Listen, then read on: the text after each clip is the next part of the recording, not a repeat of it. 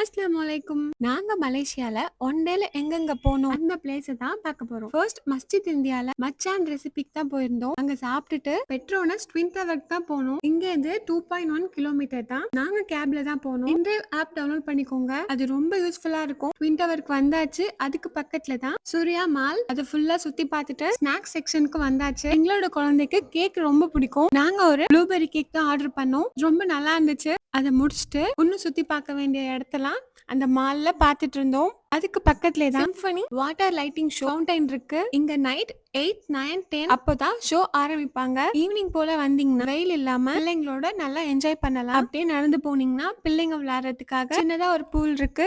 அதை முடிச்சுட்டு பக்கத்துலயே பிளேயிங் ஏரியா இருக்கு. இப்போ டைம் 7:18 ஆகுது. ஆனா வெளிச்சமா தான் இருக்கு. 8 PM வாட்டர் ஷோ ஆரம்பிக்க போறாங்க. அது நல்லா என்ஜாய் பண்ணிட்டு கிளம்பியாச்சு. நீங்க எங்கேயாச்சும் ட்ரிப் போனீங்கன்னா இந்த மாதிரி ரோட்ல நடந்து பாருங்களேன். அது ஒரு தனி ஃபீல் கொடுக்கும். அங்கேருந்து சலோமா பிரிட்ஜுக்கு வாக்கிங் டிஸ்டன்ஸ். இந்த பிரிட்ஜ் வந்து லைட் மாறிட்டே இருக்கும். அங்க ஃப்ரூட்ஸ் அண்ட் ட்ரிங்க்ஸ் எல்லாம் விற்பாங்க. அப்படியே நடந்து போனீங்கன்னா அங்கேருந்து வியூ ரொம்ப நல்லா இருக்கும். அங்க இருக்கிற மலேசியா பீப்புளோட வீடெல்லாம் நம்ம நல்லாவே பார்க்கலாம். இப்போ நம்ம ஃபுட் ஸ்ட்ரீட் தான் போறோம். பிரிட்ஜ்ல இருந்து இந்த ஃபுட் ஸ்ட்ரீட் வரதுக்கு 2.1 கிலோமீட்டர். இந்த வீடியோவை நாளைக்கு போடுறேன். கண்டிப்பா இந்த பேஜை லைக் அண்ட் ஃபாலோ பண்ணிக்கோங்க.